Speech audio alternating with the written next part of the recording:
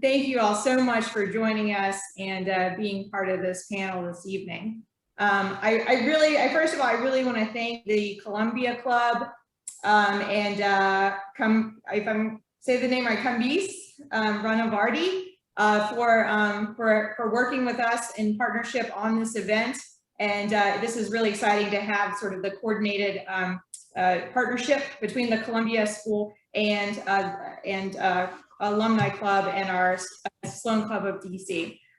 So thank you to Kambis and the team for for helping us to pull this together.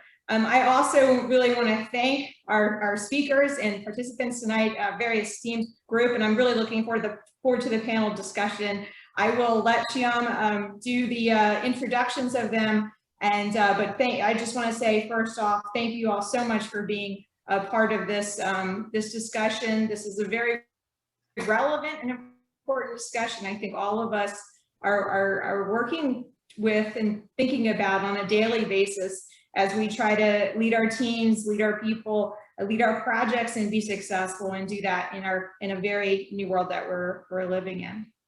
So with that, I will turn it over to Chidamber, and our VP of programs within the club. And again, thank you all very much on behalf of our Sloan Club of DC for helping us in building that network of Sloanies, and also with our Columbia counterparts with this event tonight. So Shyam, over to you. Thank you. Great. Thank you, Megan, for that introduction. I'm delighted to welcome you all to today's program. Before introducing our three distinguished panelists, a few logistical timekeeping details. Feel free, if your bandwidth allows you, to keep your cameras on, but do keep your microphones off. Please use the chat box for any comments and questions as they arise in your mind throughout the program. There'll be ample time in the end towards that to queue up those questions and have them answered and discussed. We will conduct the session in 3 segments. Segment 1, each panelist will make some introductory remarks for approximately 8 minutes each. Then we shift to segment 2, which will last for about 15 to 20 minutes, where I'll be lobbing some questions to the panelists with the objective of creating an argument, a discussion among the panelists. And segment 3, Q&A from the participants who are climbing like the gas gauge is climbing on when gasoline was selling for $5 a gallon.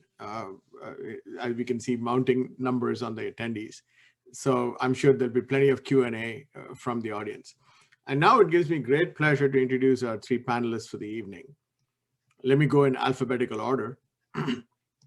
John, AKA Mick Nicholson, is a retired 4-star general in the United States Army and has served our country with distinction and honor for decades.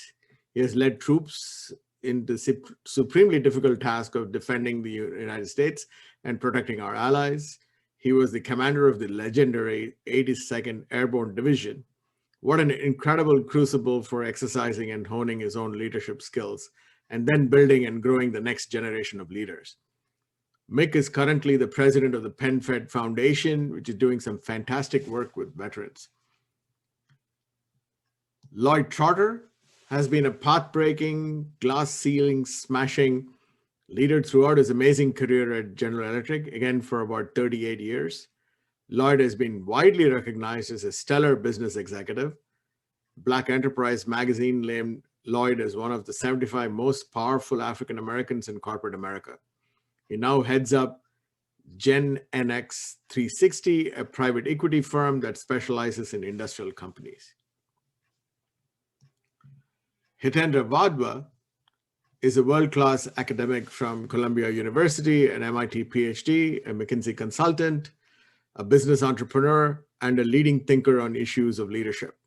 His ideas blend ancient philosophical traditions, cutting-edge science, and contemporary social ideas into actionable practice.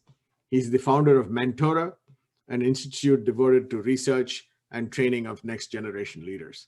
A warm welcome to all of you. And now I'm going to hand it over without further ado to Mick to start us off with his thoughts and remarks on leadership, and then we'll go in alphabetical order with Lloyd and then with Hitendra.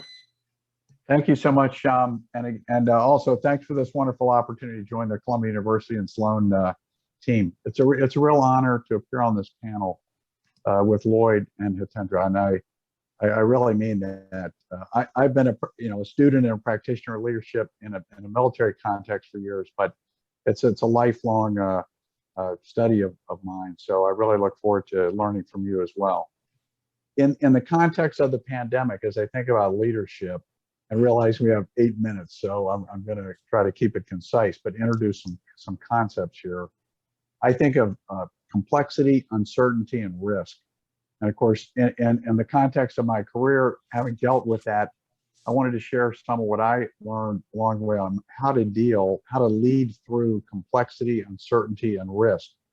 And what I found is the more complexity you're introduced, and so, for example, combat operations in another country in South Asia and Afghanistan, where I spent 6 years, a lot of complexity, 41 nation alliance, over 30 million people on the ground, different ethnic groups, different sects within the Islamic faith, different religions, different neighbors, different terrorist groups you're dealing with, all changing goals as policy evolved over the years in that context. So in that kind of scenario, what I learned as I went through dealing with this was that you have to learn your way through complexity. There isn't any checklist you can pull out or any doctrine necessarily that you can fall back on that's going to help you with every situation. Much better to approach uncertain circumstances with a degree of humility,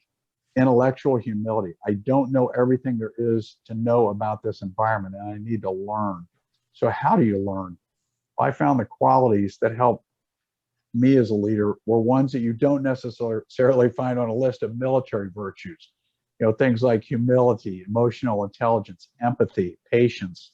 Okay, these are the things you don't necessarily characterize a decisive leader with, but actually these are the qualities that are needed to deal with complexity and uncertainty. So, for example, combining the qualities of humility, respect, and patience, for example, enable you as a leader to learn enough about the situation to make informed decisions about the way forward.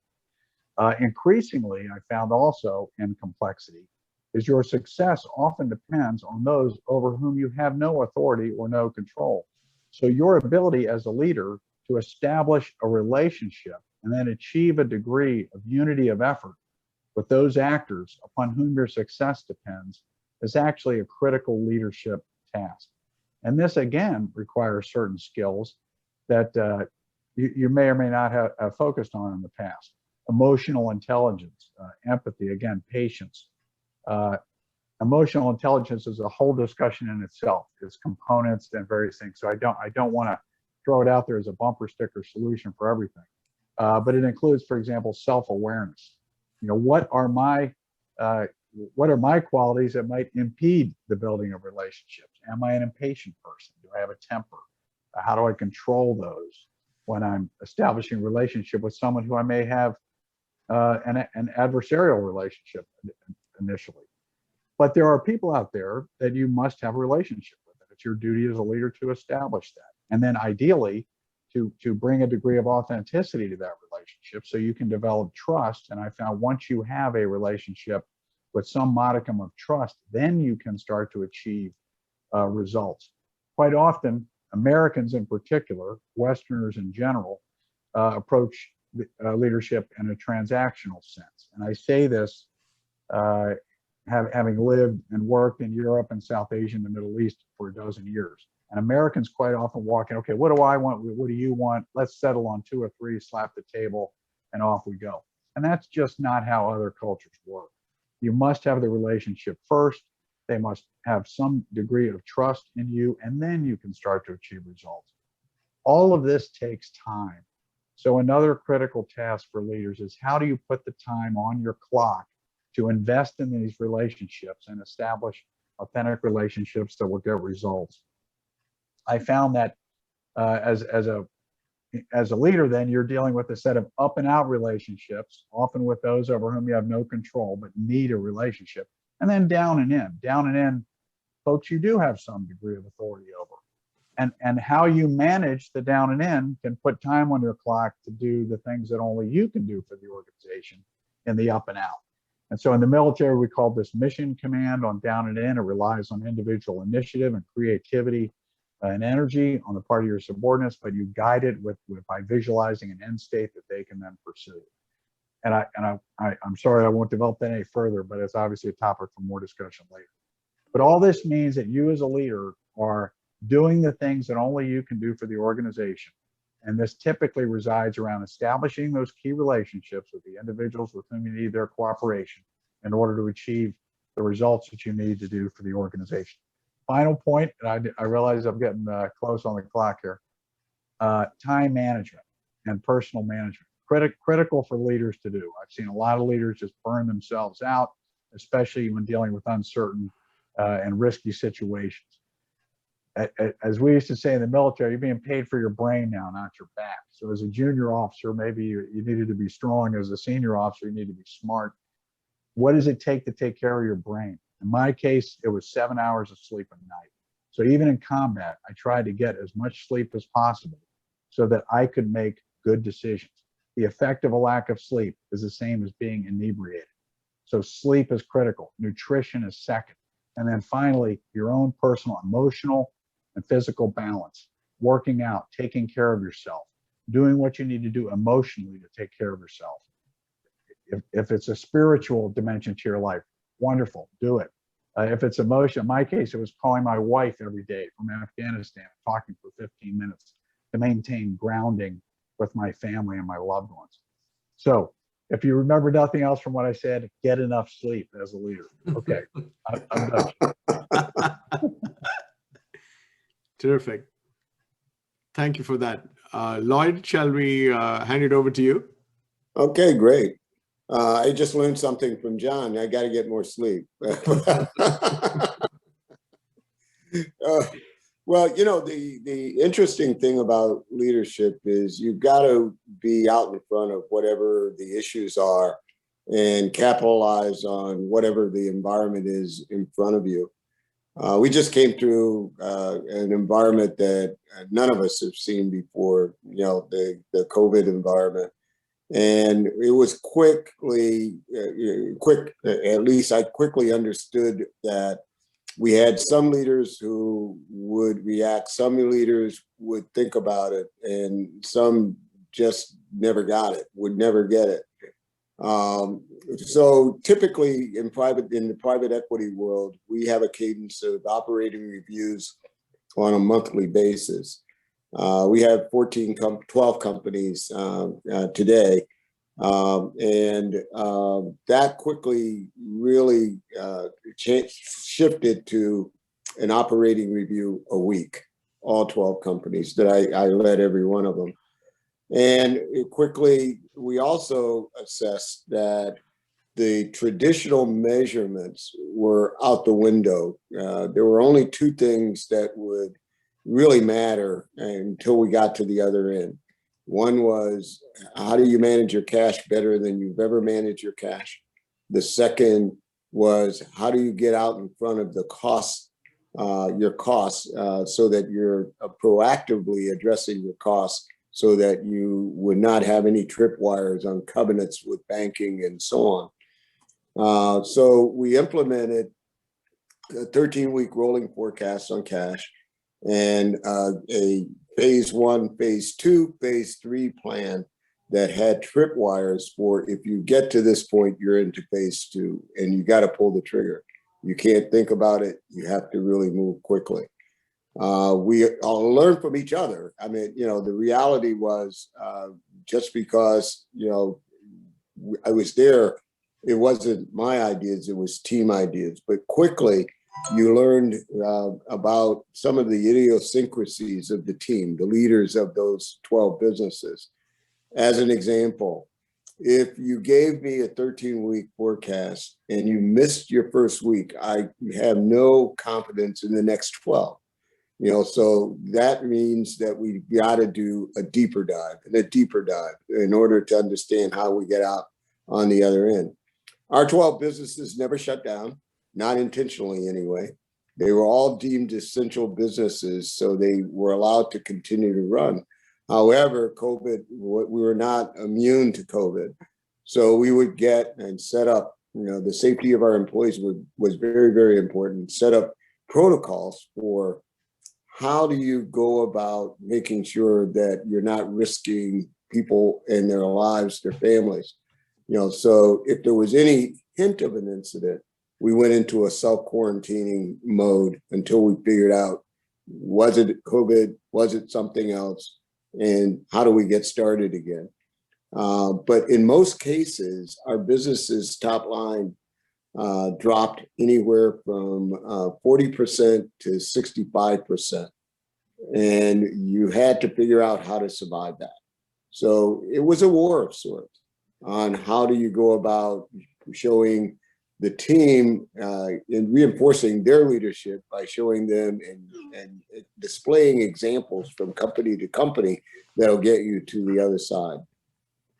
I think, John said it, it starts though with the team having trust in you, you being, communications to me is being a good listener as well as communicating outwardly, and if you really don't listen, you don't get it, and when you walk out of that meeting, in this case, we were not walking out of the meetings, there were Zoom meetings, team meetings. I got to admit, I'm teamed out and zoomed out. Zoom cocktail parties, Zoom birthdays, you name it, anniversaries. At the end of the day, when you leave those meetings, you got to believe that you imparted and everyone agreed with a course of action that would get you to the next week, not the next month. The long range planning was a week, until we started coming out of it. And I'm happy to say that all of our portfolio companies are at run rates back to the 2019 level. The teams learned a lot. I think they were tired of it, but we all learned a lot from each other.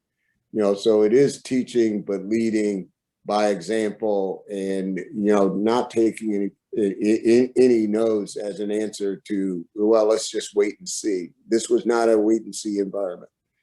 Literally, I have a sign in my office that I actually put to work. It's not just a sign. And it says, God grant me patience, and I want it right now. Well, they now know what that sign means. And we practice it over and over and over again. But I'm looking forward to this discussion. Thanks a lot. Terrific. Hand it over to you, Hitendra. Thank you, Shyam. Hello, everyone. Great joy to be here with all of you. I'm very fond of both Columbia and Sloan. So it's wonderful to be connected with our extended family and community here. I also want to say that I'm just honored to be in the presence of both of you, Mick and Lloyd. You're both very storied in the journeys you've made in leadership. And I'm glad you're getting a chance to step back as well and share some of that wisdom, here with all of us. But Mick, thank you for your service to the nation. I'm always in awe of folks such as you who have put yourself and just in harm's way, right, in everything that you have taken on as a burden for the nation. And Lloyd, I want to share with you that one of my colleagues at Mentora is Raghu Krishnamurthy. He just retired last year as a CHR of GE. So I reached out to him and I heard that you were going to be on this panel. And I said, hey, do you know Lloyd? And he said, yeah, so I'll just quote from his email. He said, he retired when I was still in GE Capital in the early part of Jeff Immel's tenure. But then he says, and this is really here for everyone, he says he has a fantastic reputation and he is still revered at GE. So now you know why I'm honored. So folks, look, I think, consistent with what both Mick and Lloyd have said, first of all, we're living through an exceptional time. And I think if there is one wake-up call this gives us is that the old rules of the game have to evolve and change in some way, because whichever approach and path we've been taking, generally speaking, as an extension of like 20th century science and practices and culture, it's starting to show its limits in terms of how we show up, right? How we show up as human beings, how we show up as leaders, how we show up as parents, students, how we show up as institutions, and everything in between, And so to that end, the thesis I want to put in front of us is that if you think about the ideal model of leadership in a time as you were saying, a couple of minutes ago, Mick, right? Like it's very complex and it's very challenging, it's very uncertain. In a time like this, you kind of have to be everything and the complete opposite. And I'm kind of like a mathematician in my sort of sensibilities. So what do I mean by that? Like you got to be an extrovert and you got to be an introvert. It just depends on the situation. You got to be very visionary, but you got to be very pragmatic. It just depends on the situation. You got to be very agreeable, but you also got to be very assertive. It just depends on the situation. Very connected and very disconnected. I mean, whichever quality that some expert of, amongst us puts out there as like, these are the 7 qualities of what makes a great leader. I would offer to you, yes, those and the complete opposite, as well. It just depends, on the moment, on the situation. And so as I was starting to study leadership and I started to like really scratch my head about like the impossibility of coming up with like a single winning formula, what is that magic quiver and what are the arrows in that quiver? I realized like, okay, maybe there's a whole different kind of way to think and approach and frame leadership, because this like outer behavioral obsession that we've had around these are the behaviors we need, and this is the behavioral model of leadership, etc. We just seem to be making it more and more complicated with more and more demands and asks. And as I was doing this training, both at Columbia and in the corporate world, I realized that, this is a box checking exercise. We're taking people through certain kinds of workshops or certain kinds of, classes or seminars or asking them to read certain books or, etc. But at the end of the day, how much of this has been really embodied and internalized, and how much of this has been really mastered, as opposed to just like intellectually grasped, for a couple of passing days. And so we've got to radically simplify it. We've got to approach it from a different, if you want to call it almost like consciousness, as an Einstein might say. And the thesis I want to offer to you there is that maybe there is another path to this, and that is the inner path. And the inner path is one which recognizes that, whereas from the outside, I cannot really prescribe a certain fixed set of behaviors because that would be so formulaic. It would be so just like inauthentic to you, and all of that. From the inside, I can offer to you that within you and within me and within each of us is the space that I call your inner core. And your inner core is a space of like high performance within you, your highest potential within you. When you are at, the kind of things, Mick, that you were talking about, right? When you're at your most empathetic best, when you're at your most like emotionally masterful, kind of best, when you're really self-aware. And, we all have those moments. We drift in and out of those. But there are those moments when we are almost in a state of grace and we feel, in a sense, very, very just connected, with ourselves, with our cause, with our community. That is the inner core. And you know it better than anybody from the outside as to when you're there and when you're not there. And when you're not there, you're distracted, you might be a little bit upset, you're maybe perhaps full of a little bit more of your ego, you have insecurities and all of that. You're just not in a position at that point to play your best game, right? And so this thesis of leadership is one which says it is up to each of us to cultivate that core and to operate from that core and to get guided by that core, to actually look at it for insight, for inspiration, and ultimately for the actions that we want to project on the outside. Because the actions on the outside, that's the fluid part of leadership. The core on the inside, that's the very steady part of leadership. And therefore, we need to all cultivate practices that will get us anchored in the core. And also when we lead others, we want to lead others with that respect for who they are from within. With that respect for that within each of them is the same divine spark as exists within me, which is that core. And it's not about command and control, especially in this very complex, challenging environment where I don't even know if I have the right answers. I mean, maybe somebody here is going to have the right answer. How can I just say, thou shalt not disobey? I mean, maybe in some situations, some rules, it is important to disobey them because like, I just didn't know when I set those rules up as to what conditions I'm going to encounter in the world or you're going to encounter in the world. But how do I, give you the guidance as to when to disobey them and when to obey them? If I knew, then, I mean, I'm going to be very curious, of course, to hear Mick's your point of view on this, in the context of a scalable, high stakes, high risk enterprise, like the army and yours too, Lloyd, in the case of the corporate world. But the ethos and thesis kind of like I'm going to offer up to us here is that imagine a society where every individual was able to learn and be trained into operating from their core. Every parent was giving this kind of training and education to the kids, was holding themselves accountable for it as well. Every school and every teacher and ultimately every organization as well. I wonder what kind of a new face of humanity we could create. And in that, it is not that when we are at our core that we are separated from each other, because you're all really obsessed and connected just with like what's true to me and who am I and how do I want to show up. No, because fundamentally I would offer to you that you at your core are a very loving being. You at your core are a very loving being, because I mean, just think about it. It is very innate and natural in the human condition. When you go out and you watch a movie today, more and more when you go in and go to your computer and watch a movie. But when you watch a movie, there are moments you cry and there are moments you smile and you laugh. And it all has to do with what's happening to the protagonist, right? Whatever's happening to the hero out there. And I mean, like, these movies are made up, they're actors out there, it's a fictionalized thing, but your heart just connects with their heart, and their pain becomes your pain and their joy becomes your joy. So it is innate in the human condition. And we think about love as though it's a very protective, private, little possessive word. Like I do it for these select people and my loved ones, right? And the rest of the world are what? My unloved ones. But on the other hand, like we also think about love as, oh, I love that show. Oh, I love that product. Oh, I love. So we use it very casually and we use it very intimately.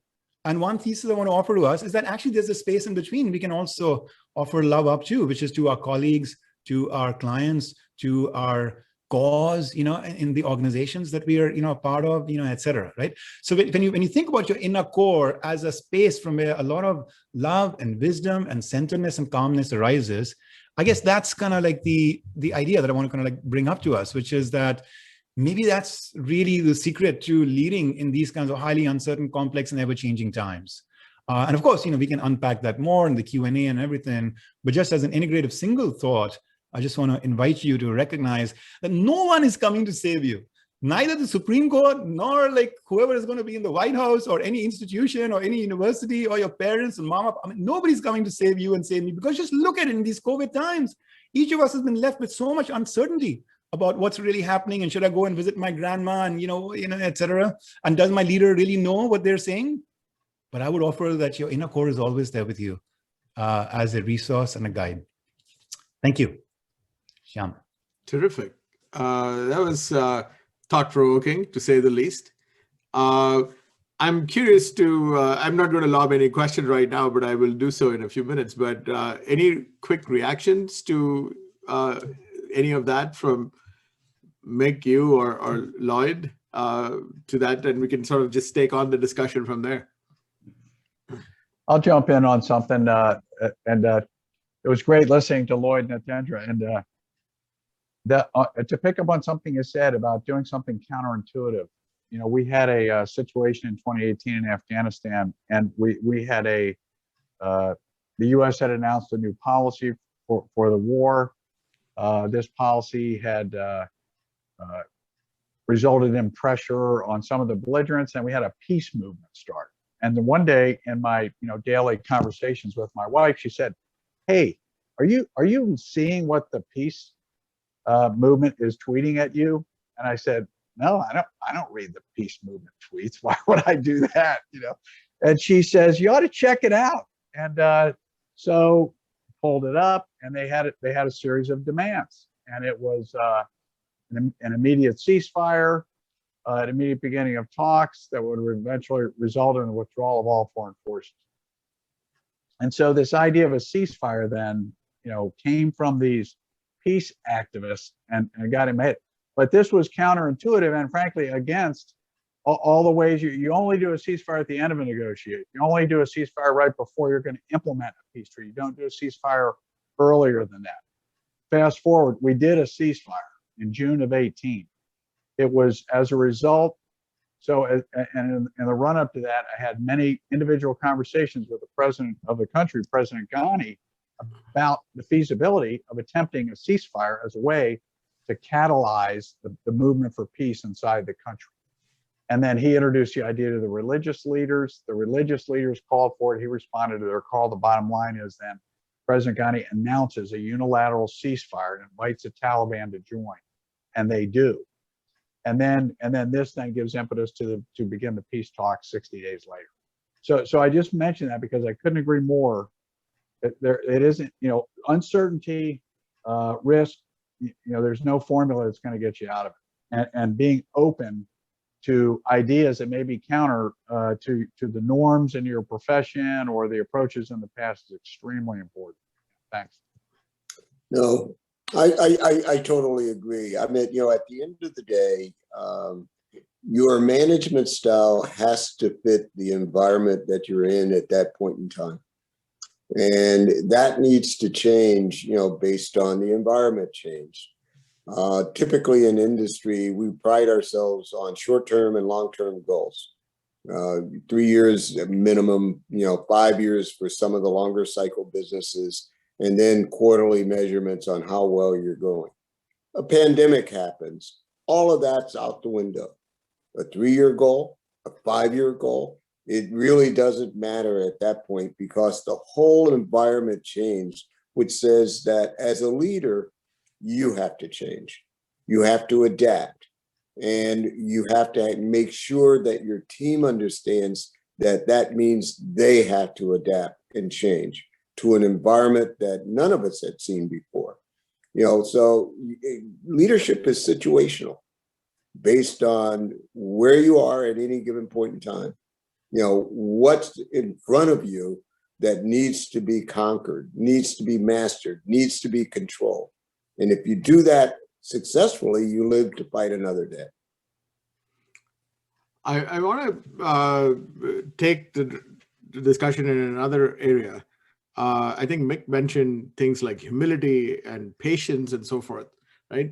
It reminded me of one of my favorite books on leadership, which is by Doris Kearns Goodwin. She wrote about leadership in turbulent times and talks about, I think LBJ and FDR and Lincoln and so on. The story from Lincoln, on whom she's an expert, is a fantastic one. I remember that story really well.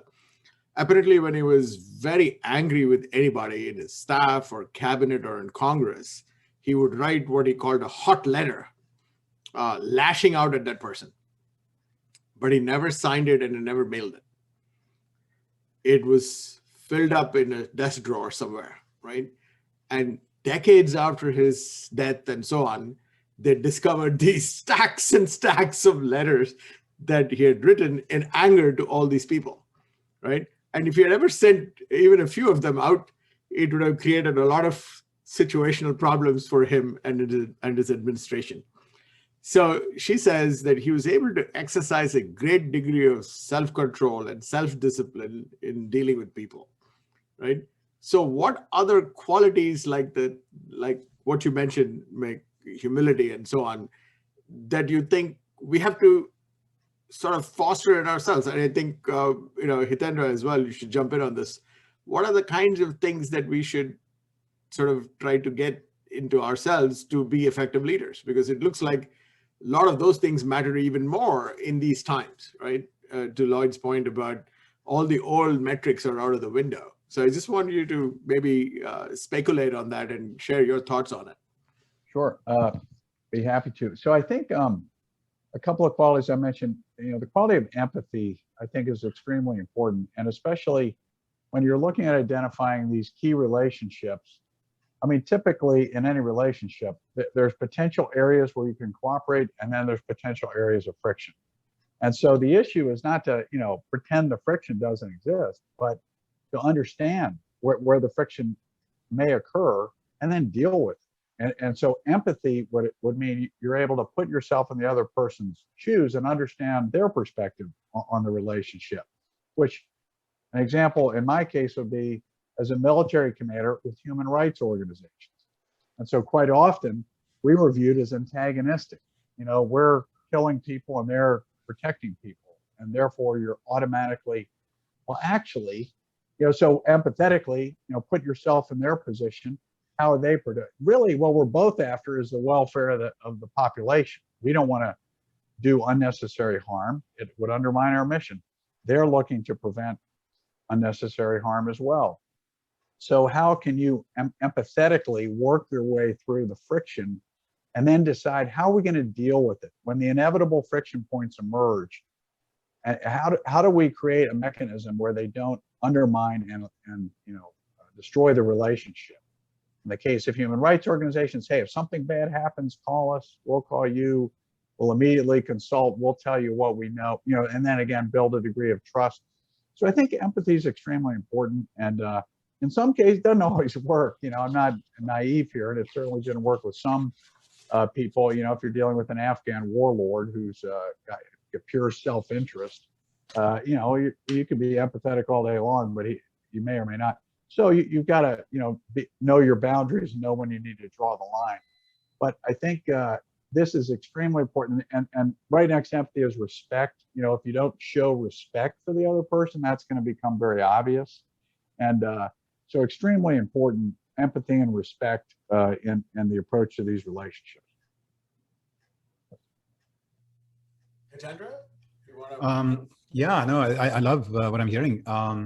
Let me just kind of maybe add a couple of more thoughts to that, just to build on it. One is, in my study of leadership, I ended up spending some time in the psychotherapy field just to understand some of the inner workings of human nature. And there is a discipline there, which perhaps some of you are aware, called cognitive behavior therapy, which I found tremendously powerful, even though it has been developed really as a way to address pain in people's lives, depression, addictions, anxiety disorders, PTSD, etc. Actually, I found that the same tools can be equally useful for any or all of us who actually perhaps consider ourselves, average, well-adjusted, and just want to get to the peak of our, full potential. Because we all fall into these traps, which is what they have identified in that field of CBT, right? What traps am I talking about? Traps of thinking. That it's remarkable how much of a shared experience it is amongst us. So, for example, a trap like all or nothing thinking, where you think that somebody is either altogether good or altogether bad, or a position is altogether good or altogether bad, right? Or a situation is altogether to be rejected or to be embraced. And it's this kind of very whiplash kind of all or nothing kind of way of thinking that sometimes limits us from those possibilities.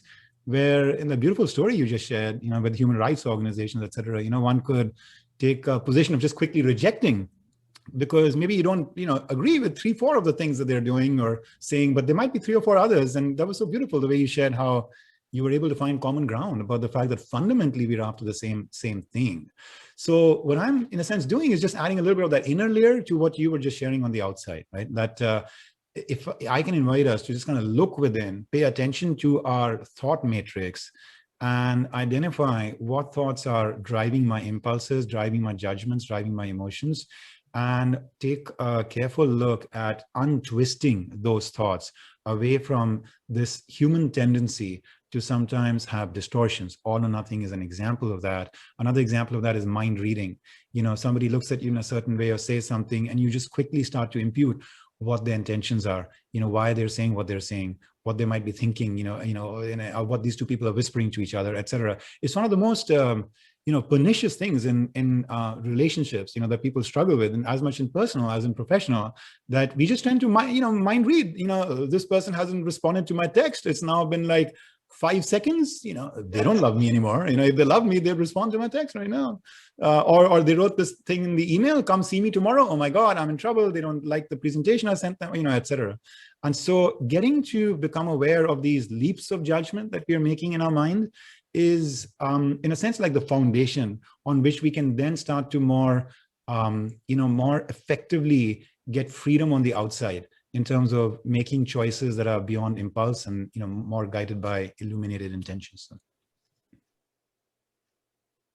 Lloyd, your thoughts on this?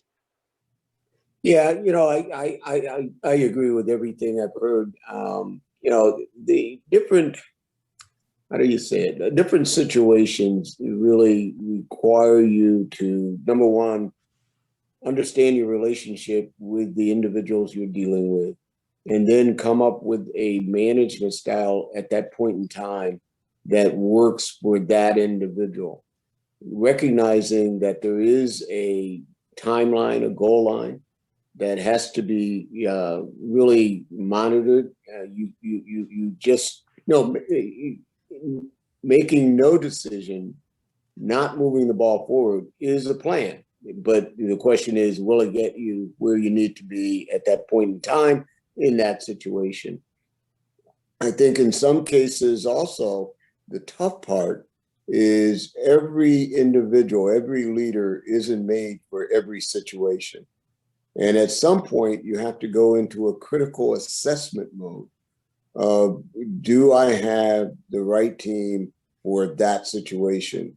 And if not, you've got to make, some tough choices on how you either supplement or move aside, individuals on the team so that you get the ball rolling down the court. It's a tough one. And I think the timeline, well, John said it, if you're in a battle, the timeline for making those decisions is very, very short. Bullets are whizzing around your head and you've got to do it. Well, I liken in my last year in business, the timeline for making decisions in a pandemic, or making sure that the business survives, which means that you get as many people ashore, they have jobs to come back to, the business is healthy, was shorter than I've ever seen it before. So the debates, yes, did we have them? But they were shorter. Decisions were important. You couldn't leave a meeting without making a decision. And in the past, go think about it and come back and we'll talk about it again, would work. Well, this wasn't that kind of environment. So again, management is situational, teams are situational, and you've got to be able to make some assessments on both of those fronts. I want to pick up on the situational thing that you have mentioned more than on one occasion, Lloyd. I mean, I'm just thinking, Churchill as prime minister during World War II, Gandhi during the struggle for India's independence, or Nelson Mandela in apartheid South Africa. They were leaders who seemed to be just made for that time and place in which they lived, right? It lends sort of credence to the notion that men or women rise to the call of leadership based on the time that they're at. We too have lived in very difficult times over the year, as you mentioned several times in the last 30 minutes or so during the COVID crisis. We would have never expected a mild-mannered professorial government bureaucrat like Dr. Anthony Fauci be the man of the hour. What's your view on Dr. Fauci as a leader, his leadership chops, as it were? More broadly, what's your idea that leaders are made by the historical moment rather than any innate traits or training? I mean, because we talked about traits of empathy and humility and so on as well. But, where's the balance between these two things? That's sort of what I'm trying to get at, I suppose. I'm asking the question rather badly, but I think you probably... let me take a stab at it. Yeah, please. I think that Dr. Fauci was forced into a leadership situation like never before. And the key was the unknowns of what we were dealing with were enormous. However, with his background, he had better information than most people around him. You could argue whether every move was right or wrong, and I'm pretty sure there were some that were wrong. However, with the limited information, something needed to be done, and he had ideas backed up by, in some cases, science, backed up in some cases by fiction. but the reality was doing nothing wasn't the answer. When you think about the battle that we were fighting on that front. I mean, I got a sneaking hunch he never thought that he would have to provide that kind of leadership ever. But he stepped up.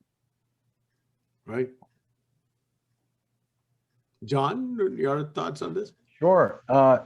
Yeah, this is an interesting question, because I think as a leader, sometimes you have to choose when are those moments when, if you're in a case of Dr. Fauci, he's part of a government structure, there's a hierarchy, there's guidance above and uncertainty. And so you in this case, looking at a 360-degree sense, he was not only trying to influence how the population dealt with the crisis at hand from his perspective as a scientist, he was also trying to influence the thinking above and the guidance that was coming out from his leadership. And so as a soldier, we often found ourselves in this situation as well, especially at periods of transition. So, when I was commander in Afghanistan, we transitioned from President Obama to President Trump, two completely different leadership styles, two different approaches.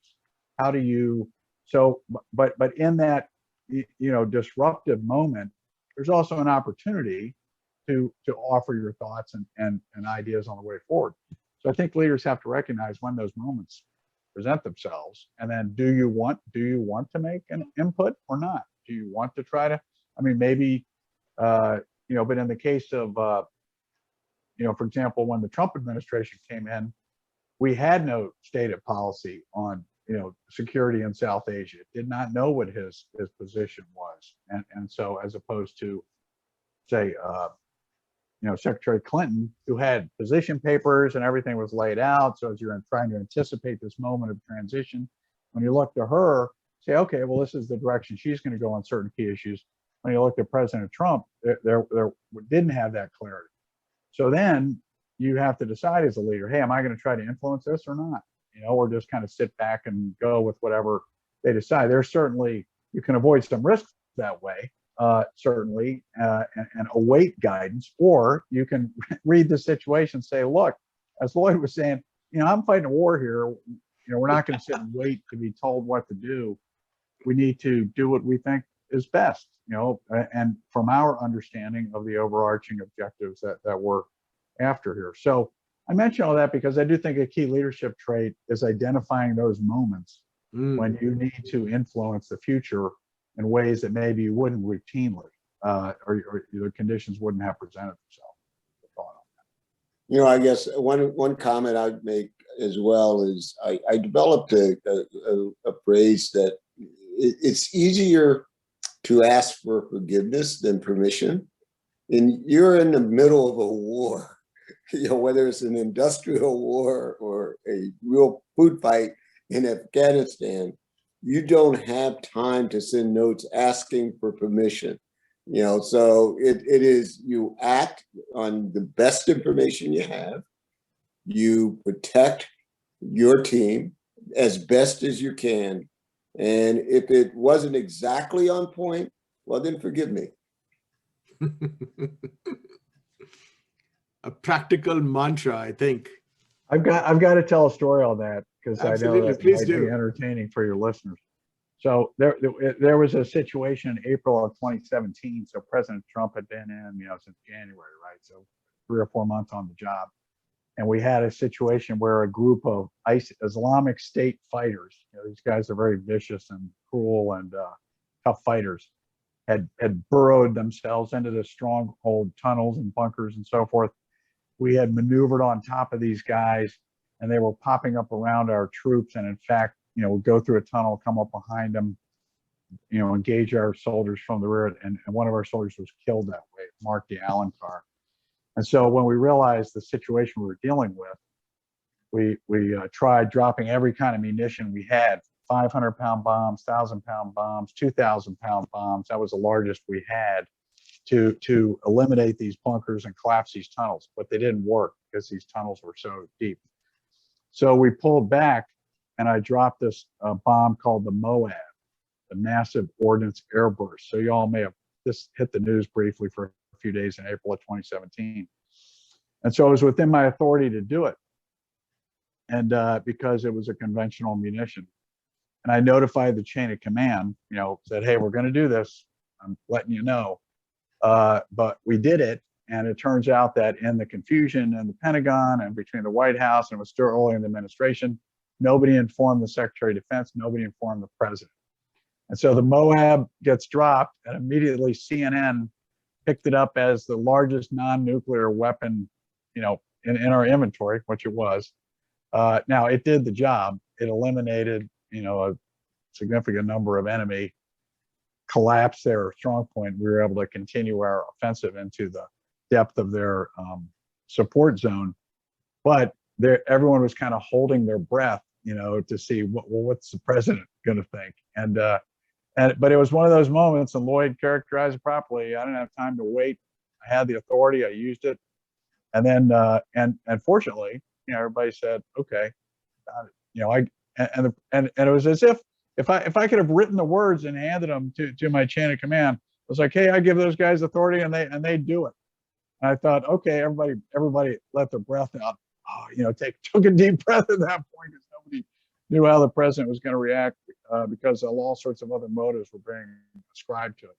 But my point is, there are those moments like that. You got to act. And as I would say to my colleagues, and I do mentoring with generals, rising generals. We have a group of retired 4-stars, and we mentor, you know, 1 and 2 stars as they're coming up. And one of the things I tell them is, look, you put on the rank, you got to expect to get scuffed up. You're going to get in positions where you need to put it on the line, and you need to do what's the right thing for your organization and team and the overall mission. And it may not be, it's not a popularity contest. You got to be willing to do what needs to be done to get the job done. And obviously, you know, apply all of your intellect and abilities and experience to that decision, make the best decision you can. But, you know, not everybody's gonna be lining up to pat you on the back when you got to make tough calls. Incredible story. Hitendra, you didn't chime in on this one. I'm just enjoying being regaled by these ideas and stories. Well, you know, going back to your question around leadership being situational and some leaders just being ideal for that moment, you know, it kind of made me think a little bit about Nelson Mandela and his journey, because it is true that, you know, when he was able to get released from prison and was able to negotiate with the government to really establish a vision for a future of South Africa that was more integrative and you know, allowed, you know, the democratic process to take hold there, that he seemed to exhibit such ideal leadership qualities and, you know, made such illuminated choices. And I'm sure even today, South Africa, you know, feels hungry to get like the spirit and wisdom of someone like a Mandela back, you know, because he was a unique force. He was a unique force, and yet it's remarkable how he was a very different person at the time he went into prison from when he came out of prison. And fellow prisoners of his time, you know, Walter Sisulu, Bishop Desmond Tutu, others have all vouched for the fact that the man who walked into prison was angry and bitter and quick at taking offense and, you know, losing his temper, etc. And the man who walked out of prison was this pristine, calm, centered, empathetic Mandela. You know, all you have to do is read his book, The Long Walk to Freedom, to see what powerful journeys he was making when he was in prison, around taming his anger, around recognizing that there's really no room for bitterness, because while he hates what they were doing in the apartheid system, he's got too important a mission here, you know, what he wants to do. And he's got to keep his mind focused on that. And also recognizing that even though there might be the opponents, you know, the Afrikaners, that he has to study their culture. He has to really master the language, because ultimately he's going to have to negotiate with them. And ultimately he's going to have to coexist with them and bring them into the fold. It would be naive to think that they could actually run the country without the resources and expertise of the Afrikaners, you know, there as well. And so he did that, you know, he invested in all of that. And then these little moments where he was influencing, you know, President Botha at that time, and ultimately F.W. de Klerk, and ultimately the larger Afrikaner minority, you know, of the country, when he wanted to actually bring them all together. Those moments where he was in taking that investment he made in prison and bringing it out by showing that he knew their language, that he appreciated certain things about their culture, that he really valued certain qualities in them, even as he was completely assertive and non-negotiable about the things they were doing wrong and that they had to change, was critical to ultimately helping him make the country heal. So I want to just like offer this up, that while yes, we sometimes see leaders as a snapshot at the end of that kind of journey as like being ideally fitted, you know, the right leaders are actually making a journey, you know, to get to that point and are growing in some ways.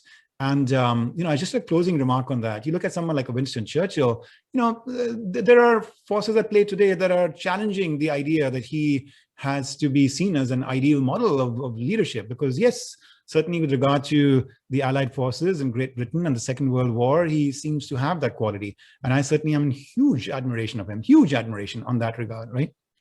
We also know that he had a huge blind spot with regard to India and imperialism and the idea that the British Empire, the sun would never set on it, and it was meant to rule, and it was a superior civilization. He made some very racist remarks about India and everything. And then the Bengal famine is something that at times is attributed to his lack of care about deploying resources that was there. Now, I love him because he has these amazing qualities, and when I look at those, I get inspired by those. And yet I can imagine if I sat with him over a beer sometime today, I would say, Mr. Churchill, I admire you for this, and I completely disagree with you on these. So let me just kind of end this with this one thought, right? Like, he has this quote where he says, if you're going through hell, keep going. And I just want to sort of offer one, add on to that, because I think what he missed on that one was, if you're going through hell, keep going and keep growing. And at the end of that period of his life, he was not growing, as much as I think he could have, because he could have realized that the sun is about to end of the British Empire, that this period in human history is kind of over, and he needs to look beyond, and he needs to welcome and usher India in, and other colonies as well, into kind of the new world, right, that they could get into. So anyway. Fascinating. We could go on like this for a long time, I think. But I think we have some questions. So Jennifer, do you want to call out to people and ask them to unmute themselves, maybe turn on the camera, etc., and Sure. go with that? Yeah, the first one we have is anonymous. So Okay. I don't know if they want to step up, but I can just go ahead and read this one, and then the other ones are okay. This one asks, do we need to demand different characteristics from our leaders during a time of stability and growth, as opposed to a period of uncertainty and contraction? Anyone want to jump on? Well, I'll lead off. The answer is absolutely yes. Leadership styles have to shift with the environment that you're in at that given point in time. Not only do you have to change your leadership style, you have to demand different things from the teams as well, and they've got to be somewhat flexible. So in a time of uncertainty versus a time of stability, one leadership style won't work there. You cannot use the same mild-mannered or coaching style that you would if you were in the middle of a food fight. So I know in businesses, it's even more situational. I use the word situational a lot.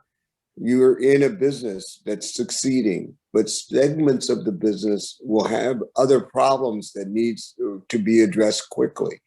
So your leadership style on a given day may shift 2 or 3 times based on who you're talking with and the circumstances that they're dealing with.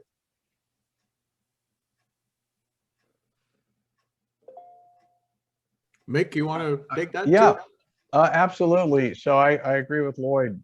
Periods of stability, certainly different types of leader, and of course leaders have to be able to adapt to that. And sometimes we have seen we all see leaders that are really good in one set of conditions but can't make that adjustment. I'll offer you an example of in my world of national security. So we had the end of the Cold War with the Soviet Union, and we had a massive army and military structure, and we drew it down. We made decisions to make it smaller so that we as a society could reap what was called a peace dividend, meaning we now no longer have to spend so much money on defense because we are not in this adversarial struggle with the Soviet Union. So therefore, some of that money can go back to other social needs. So we did that. We drew down the size of our military. And then in this period of stability, or a period where America was, in theory, the lone world superpower, we didn't anticipate. We put some thought and energy into what is the future, what does security look like. But when 9/11 happened, we were caught by surprise. Okay, so we did not anticipate 9/11, and then we had to adjust to that new reality after the attacks of 9/11. And I just offer that, and I don't want to oversimplify what is a very complex situation, but what I would suggest is, yes, when you're enjoying a period of stability and you've been successful in achieving your goals, it's not the time to take a seat. It's a time to think about the future, and that, in many respects, may be the best time to undertake some evolution as you look ahead, anticipate, visualize what the future might be like, do the best that you can. make some decisions and move in that new direction, as opposed to having to react from a position of weakness and initial defeat, and that's a less desirable place to have to react from, as opposed to when you're at the top of your game, you've achieved your objectives, and now maybe move in a new direction at that point. I'm reminded of the classic phrase from The Godfather: "Tom, you're out. You're not a wartime consigliere," right? That's that's sort of the line there. Hitendra, you want to add your? I think this has been so beautiful. Given the number of questions here, maybe I'll just give you the time back to take some more questions. Jennifer? Sure. Let's see. Sam Nixon asks a question. Sam, do you want to ask your question yourself? Okay, let me turn my, I'm sorry.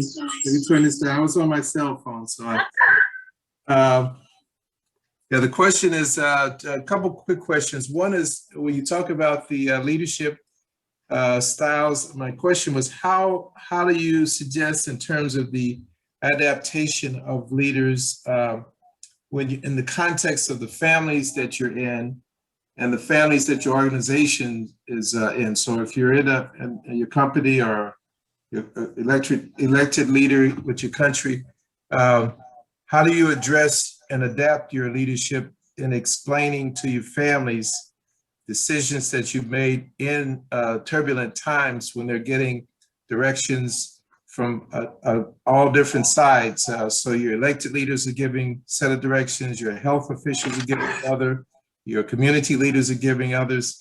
And so as a leader yourself, how do you make that adjustment in terms of addressing their concerns, as well as the concerns of the constituents that you're representing? If that makes sense. I was going to ask what kinds of things that you would suggest would have to be adapted when you're speaking to families versus the organization.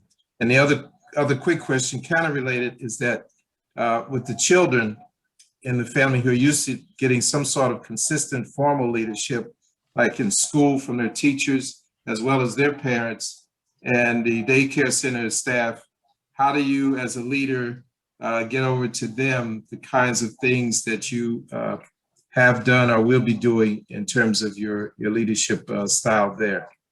And related to all of that is there a distinctive difference in leadership qualities that you practice in organizational structure versus your family structures there, where there's kind of a shared leadership if you're in a two-parent family setting there? Are there any distinctions that you would point out are kind of critical differences that come into play in your own leadership practice from day to day? I'll jump on that one initially. I'm sure everybody has thoughts on it. This is really one of the hardest questions you've asked, Sam. Thanks for bringing it up. And in the military, we've just gone through a period of 20 years of war, and it was fought by something like 1% of the population of the country. And what you ended up with was families experiencing this kind of treadmill of continuous deployments. And we talked about balance and trying to take care of families, but it was really hard to do. And so I think, and I'm not saying everyone is very sincere when they talked about balance and the importance of families, but sometimes it just was impossible to do. And I'm not saying it was lip service that we paid to it, but it was what we evolved into. We tried to create, put additional resources against the issue. So if family members, if spouses are going to be deployed to a combat zone for a year or 15 months or 17 months, and we're going to try to provide additional resources to help the families and the spouses who are back there with children. But again, it doesn't make up for the absence of a parent. And I think in my own personal experience, I was gone for over 6 years, and my son was from ages 12 to 18, during 12 to 20 during the period I was gone. And we missed out on key parts of his life together, and there's just no way that we can make that up. I mean, we're blessed, I'm blessed. We have a wonderful relationship today, but we missed out on some time together. And so, you know, one of the things I've had to think and take a step back is, how do I, you know, how do I deal with that? So one of the views is say, look at over a career, over a lifetime, are there periods of intensity where you know the family units are going to be stressed, but then can you intersperse those with periods where you're going to, as an organization, be it a business or an army or whatever, where you can give families a break where they can have time together? That's one thing. Enforcing leave, you know, you will take vacation, you will spend, you'll be there for the special events. But again, none of that is going to be a replacement for years away, you know, from your family. So as I just want to share this one. So the families kind of have to buy into it, or else maybe you need to make a move and go to something else where you can spend more time. So if you personally can't reconcile that for yourself, I'm not saying you, Sam, but just in general, universal you, if you can't, then maybe it's not the right place for you to be. And I remember when I was talking to my son, I was about to leave to my first tour of Afghanistan in 2005. And he was about 10 years old.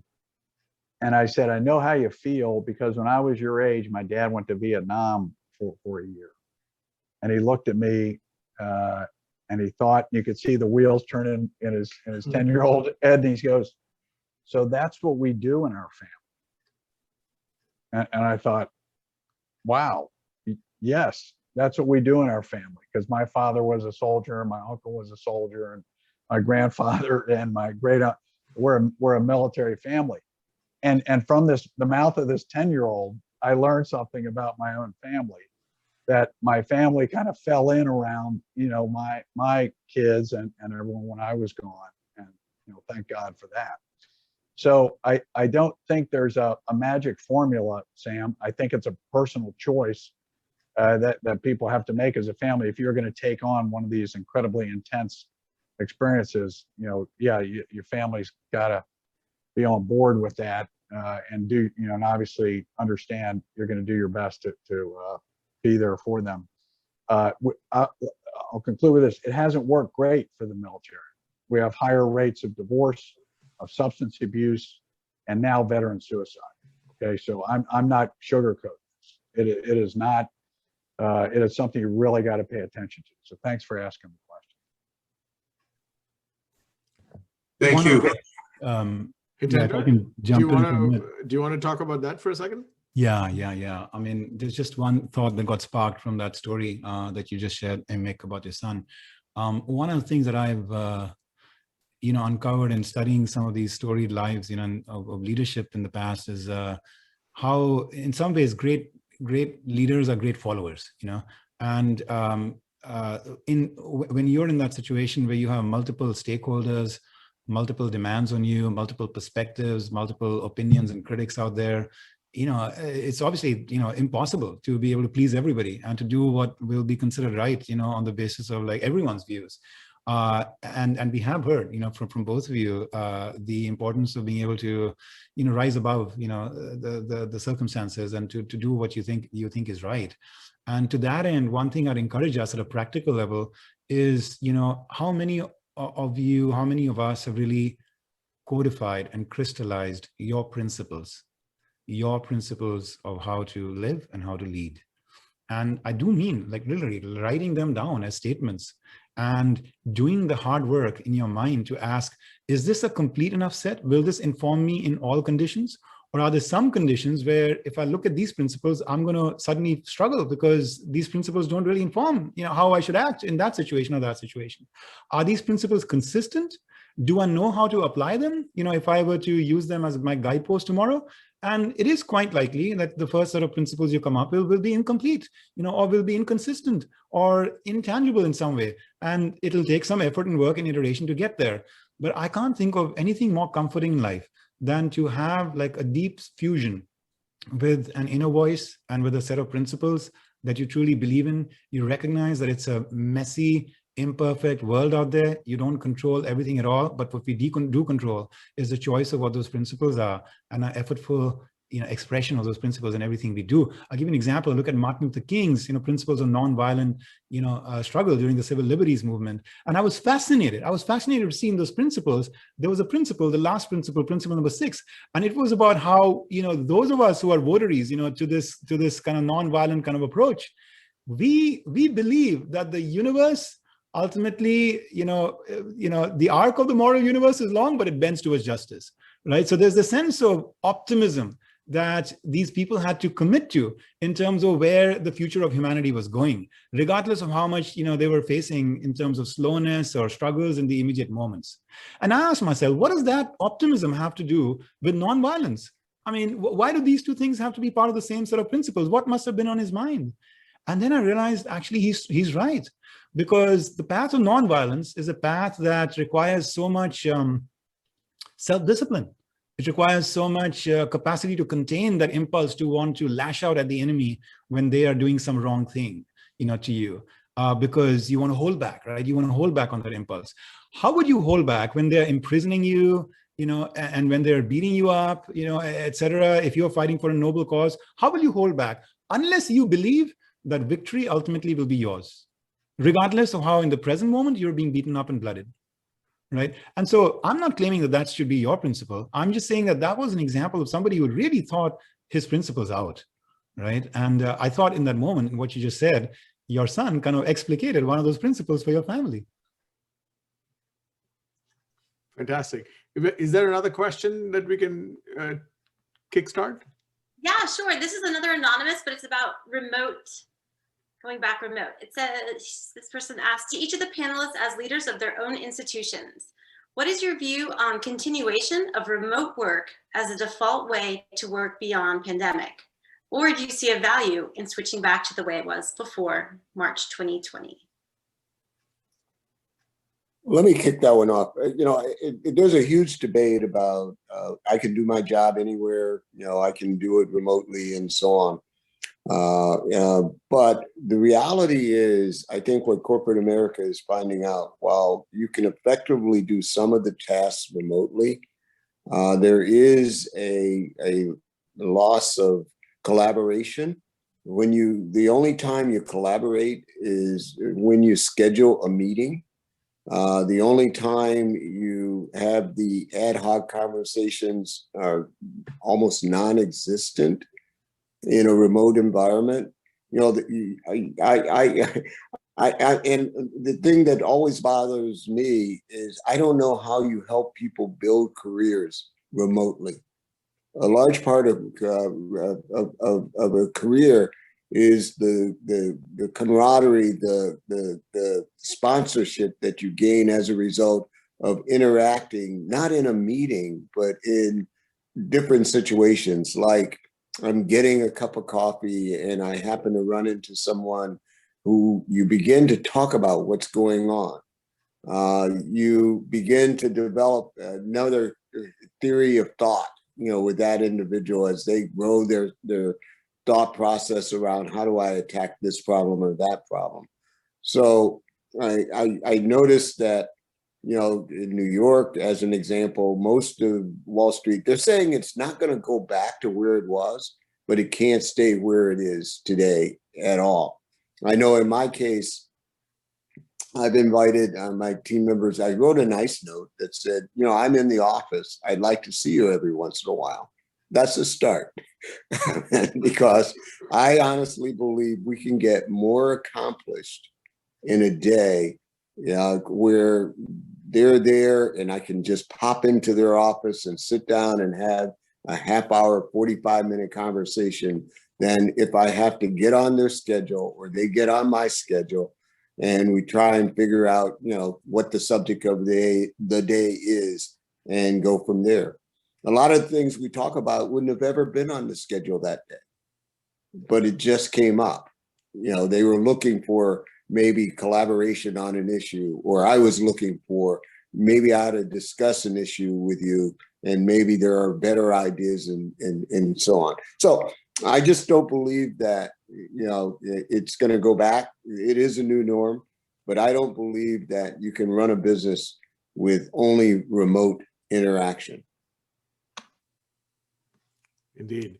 Shall we go to another final question? I think we're running out of time, so I just want to have a chance for everybody to say a few last words, but maybe we'll have one more question. Sure thing. Manny, can I ask your question for you to General Nicholson? He asked, would you have dropped the MOAB even if the SecDef said no, given you have better knowledge of the situation at the time? If the SecDef said no, I would not have dropped the MOAB. That's pretty clear. However, it was yeah, that's a good example. That's a weapon that was the authority was pushed down to the commander on the ground to use, and we do have as part of our military culture a trust that is inherent in that. So trust is pushed down to the leader on the ground. The idea behind that is that the leader on the ground who's actually in the situation has a better sense of what's required than maybe, and we call it, the 8,000 mile screwdriver. Somebody's going to reach in from 8,000 miles away and tell you how to solve the problem. So the good news is about the military culture is that there is a lot of latitude and trust that's given, down the chain of command. And likewise, if he had said no, then I would have trusted that there was a dimension to the issue that he understood better than me. So in the event, he was not informed in advance, but because he knew I had made an attempt to inform him, he never said anything to me about it at all. He said, "Yep, you did everything right," and I never heard another word about it. The media loved using an event on the battlefield as a way to get at the president in that case. So this military situation adopted a political significance, and became a tool in a political sense. But from a military standpoint, everyone, the weapon was effective and solved the problem and saved American lives. So nobody in my chain of command had any problem. Megan, do you want to sneak your question real quick, or?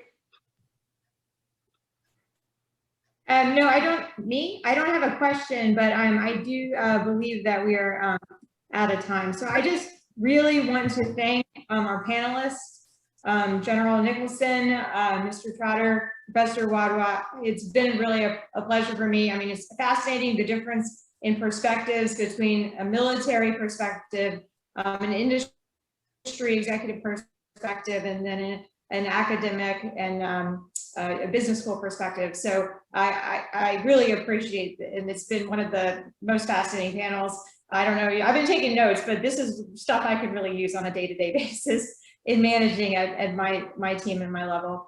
I also really want to thank Shyam. Thank you for organizing this event, as well as the events that you've done. Excellent job as our Vice President of Programs this year. Really appreciate that. Jennifer, thank you for helping us to organize those events as well, and really bringing some order to our process. And then also, I really appreciate the partnership with the Columbia School. Thank you so much for partnering us on this event. We look forward to a continued partnership and for hosting this dialogue today. So I really appreciate all the participation and the questions, and thank you all so much. This is recorded, and so it will be available if you'd like to share it with others. I know I will be actually sharing it with my team, because this is real stuff I think that is actionable and that we can use. So thank you all very, very much. I hope everyone has a very nice evening. Thank you. Great. Thank you. Good night, everybody. Thank you all. Thank you very much. Great.